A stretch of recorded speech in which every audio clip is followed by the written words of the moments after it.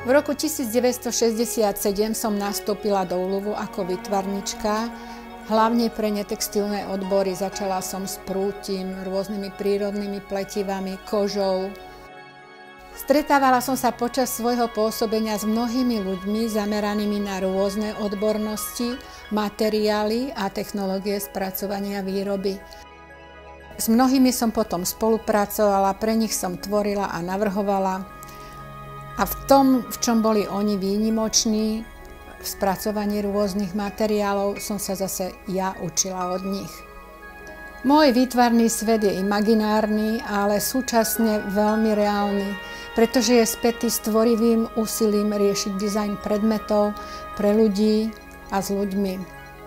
Návrhy, ktoré som realizovala v minulosti, rovnako aj dnes, robila som ich so zručnými ľuďmi, ktorí ich potom reprodukovali ako svoje hlavné zamestnanie alebo ich robili popri svojej hlavnej práci.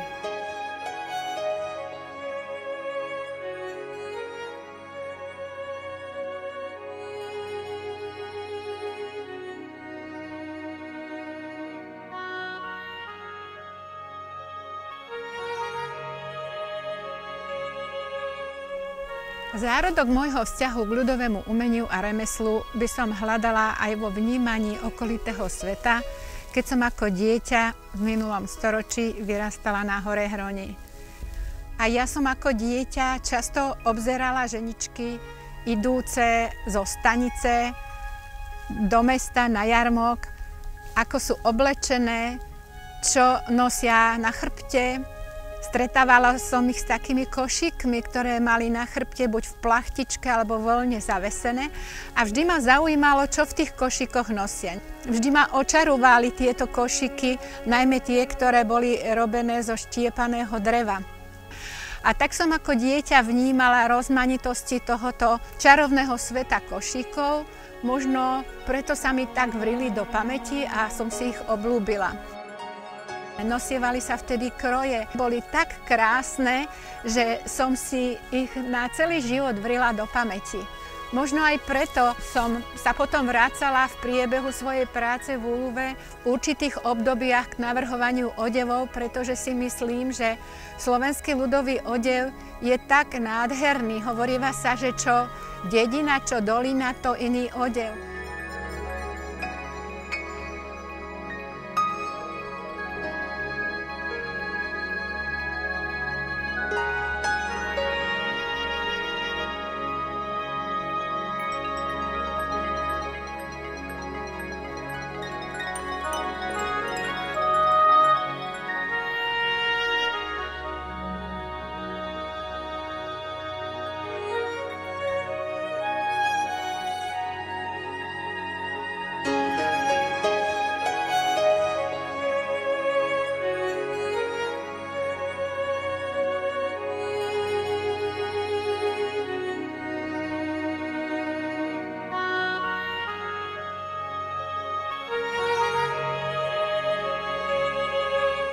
Na škole umeleckého priemyslu, vtedy sa naša škola volala Šupka, profesorky na textilnom odbore nám priblížili rôzne pôvodné ľudové techniky, slovenské aj iné.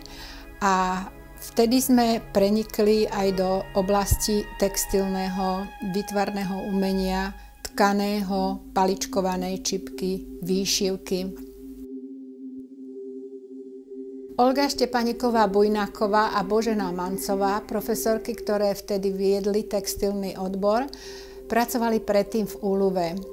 Boli pri zrode tejto kultúrnej inštitúcie s pôsobnosťou na celom Slovensku.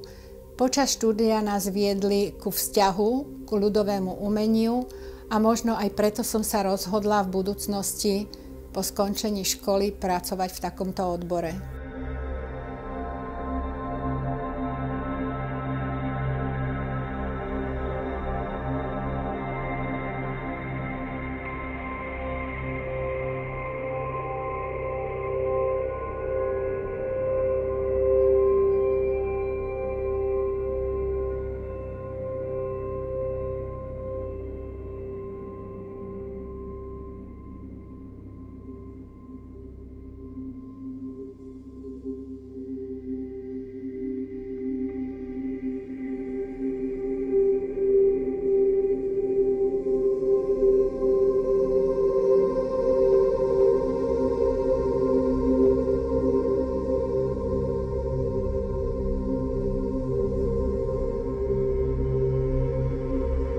ULUVE som pracovala ako výtvarnička a neskôr ako hlavná výtvarnička 43 rokov.